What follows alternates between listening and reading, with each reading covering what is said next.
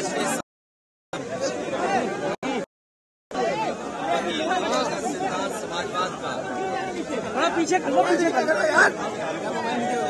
आज भी प्रासंगिक है। देश की और समाज की तमाम समस्याओं का समाधान समाजवादी रास्ते से ही है। डॉक्टर राम मनोहर लोहिया के सिद्धांतों पे चलने वाले हम समाजवादी लोग और नेताजी ने जो संघर्ष का रास्ता दिखाया,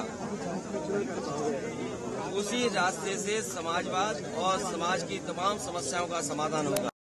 कल जब हम लोग जेपी को याद कर रहे थे, लोकनायक जयप्रकाश जी को, उन्होंने देश की हालात को देख करके संपूर्ण क्रांति का नारा दिया था और उस समय महंगाई, बेरोजगारी, भ्रष्टाचार और संविधान की संस्थाओं पर हमले हो रहे थे। डॉक्टर लोहिया ने भी समाज को और देश को एकजुट और एक साथ चलने के लिए सब क्रांति का पाठ पढ़ाया। उन सिद्धांतों को लेकर के नेताजी और हम समाजवादी लोग लगातार संघर्ष कर रहे हैं। ये एक बहुत लंबी लड़ाई है कि समाज की कम हो, समाज संपन्न हो, शोषित, पीड़ित, वंचित समाज के लोग आगे आएं और उनको हक अधिकार मिले।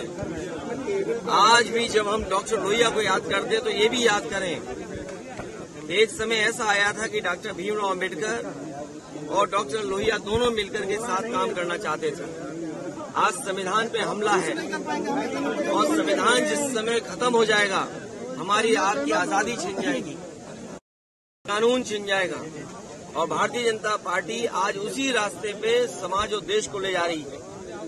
आज की परिस्थितियां अगर हम देखें तो महंगाई, बेरोजगारी और अन्याय चरम सीमा पर पहुंच गया है। इसे डॉक्टर लोहिया का रास्ता, समाजवादियों के रास्ते पे चल करके ही समाज को नई दिशा दिलाने का काम हम समाजवादी लोग मिलकर के करेंगे। अखिलेश जी, कल की घटना के बाद एनडीए एफआईआर कराने की बात कर रहा है, तो उस पर क्या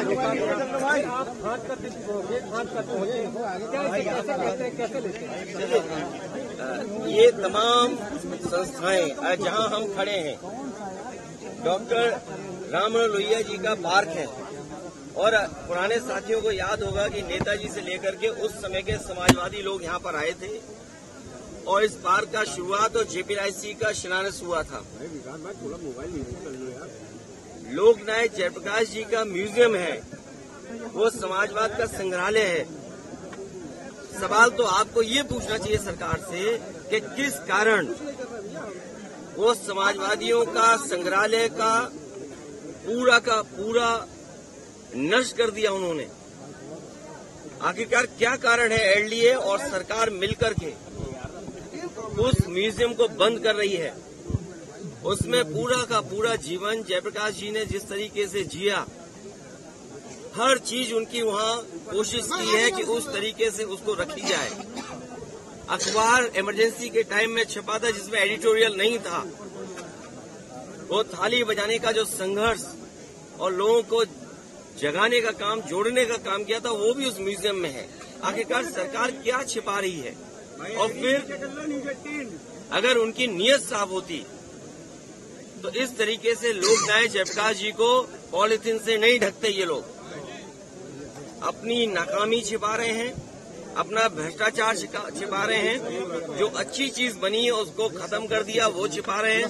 समाजवादियों ने सपना देखा कि आने वाली पीढ़ी को एक म्यूजियम दें, एक किसी के जीवन के बारे में समझाएं, दिखाएं, जिससे वो कुछ प्रेरणा ले सके। ऐसी संस्था को चौपट करने का काम, बर्बाद करने का काम अगर किसी ने किया है तो भारतीय जनता पार्टी की सरकार ने किया है। और हम लोग सर्वेंट डिप्टी मिनिस्टर का जवाब नहीं देते हैं, सर्वेंट डिप्टी चीफ मिनिस्टरों का जवाब नहीं देते हैं। और इसलिए नहीं देते हैं कि कोई जिम्मेदार अगर है तो वो मुख्यमंत्री खुद जिम्मेदार हैं।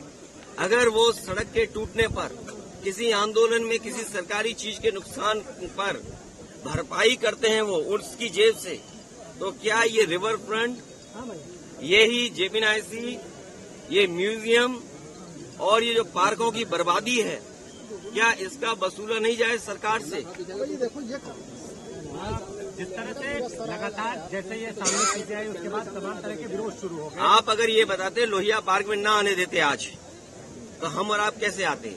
केवल हमने बाउंड्री नहीं चढ़ी या गेट पे हम ही नहीं गए, हम अपने पत्रकार साथियों से कहेंगे कि मैं आपका भी धन्यवाद देता हूं कि आप भी लांग गए उसको, आप भी छलांग मार गए। तो अगर एफआईआर हम पे होगी तो तैयार आप भी रहो, एफआईआर आप पर भी होगी। लेकिन एलडीए ये समझे अपना और सरकार ये समझे कि भ्रष्टाचार छिपा लेंगे इससे।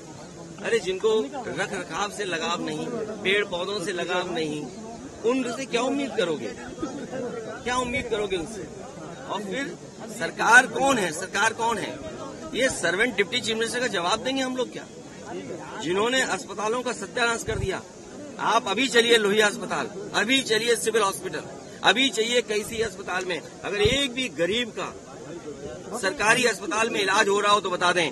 आज मैं जाऊंगा रसूलाबाद, समाजवादियों ने जो सीएससी में लिफ्ट लगाई थी, मैं आज चेक करूंगा कि वो लिफ्ट चलती है कि नहीं चलती है। याद कीजिए सीएससी को लेकर के क्या कहा था सरकार ने। तो इसलिए इनकी बातों में मत आइए, बजट के हिसाब से मत बोलिए। मैं यूट्यूबर्स को और उन तमाम चैनल को बधाई देता हूं जो सच का सच दिखा रहे हैं। नमस्कार, मैं हूं मानक गुप्ता। अगर आपको हमारा ये वीडियो पसंद आया हो तो इसे लाइक और शेयर जरूर करें, और हाँ, हमें सब्सक्राइब और फॉलो करना ना भूलें ताकि आप देश और दुनिया की कोई खबर मिस ना करें। तो जुड़े रहिए हमारे साथ और देखते रहिए न्यूज़ 24।